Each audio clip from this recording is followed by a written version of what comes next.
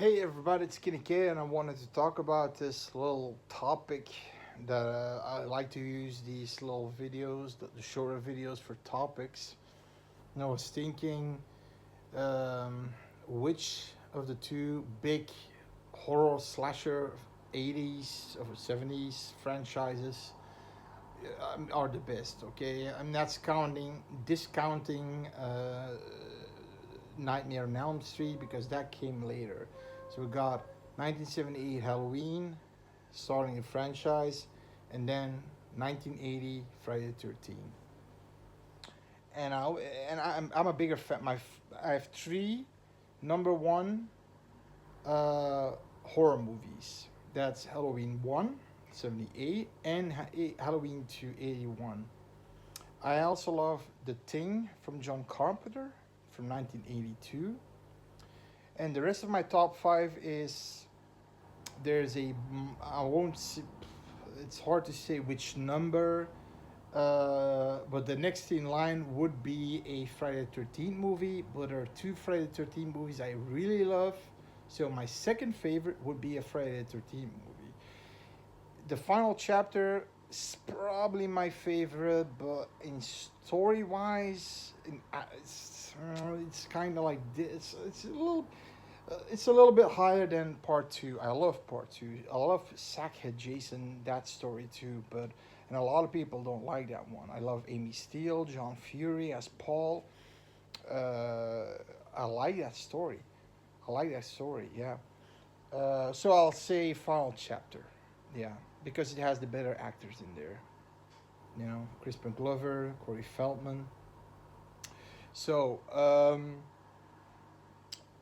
and the other ones are My Bloody Valentine and 74's Black Christmas, 81's My Bloody Valentine, and 1999's The Blair Witch Project. Bam. Now, um, if you see, okay, if you look at Halloween, let's talk about the franchise. Okay, let's say the the points for the franchise Halloween 1 to part 8. Part 8 basically because the Friday the 13th use the Roman numerals, you know, part 1, 2, 3, 4.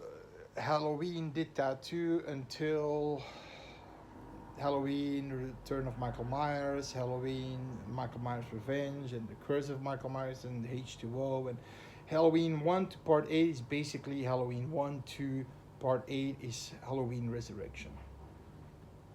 And that's in counting Halloween 3 in this one. Okay, so of course Halloween 3, which is a solid horror movie, is not about Michael Myers, so that one's already gone. 4 is good.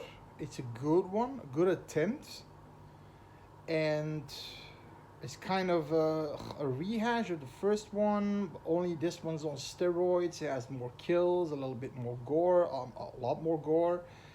And apparently, there's an extended version, an uncensored version of that, where the kills are longer and way bloodier, floating around. But I didn't. I'm usually hunting for those fan edits where you can find them, but it's hard to. This one's hard to find. The ending, of course, of the fourth one was just great.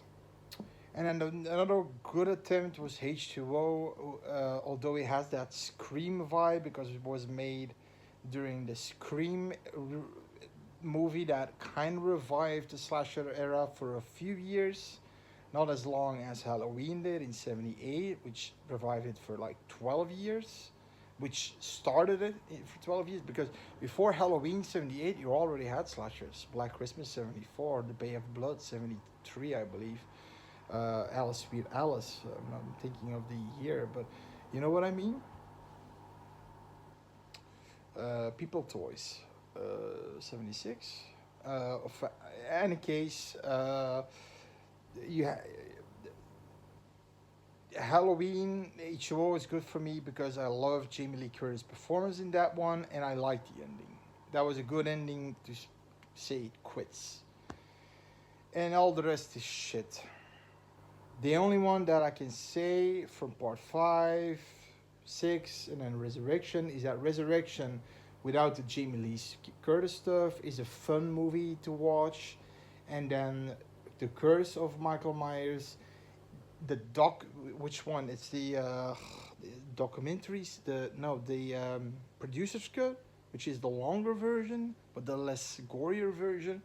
It makes a little bit more sense where they were going to go with that Curse of Thorn thing. But then, of course, Michael Myers fucking his own niece is just beyond me.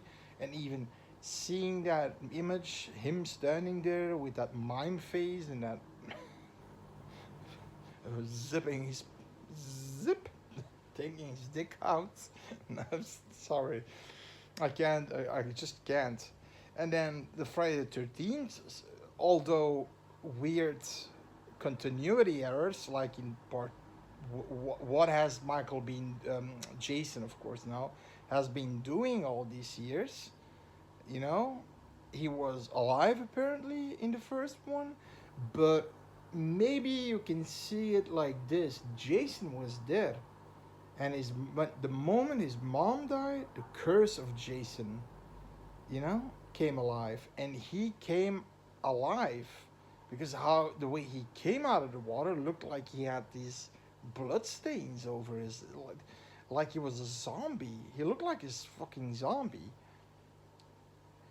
And although he was killable until part 4, but you had to, I mean, you had to chop him to pieces and split his head open, and then he was dead. Yeah, but he could handle an axe to the face, fucking hanging. I mean, he was almost unstoppable. So maybe it was a curse that he just came back. That would be more logical in my head because yeah. So you had these continuity errors in the fact that he had hair in the second one and the third one, which immediately play. That one, those things.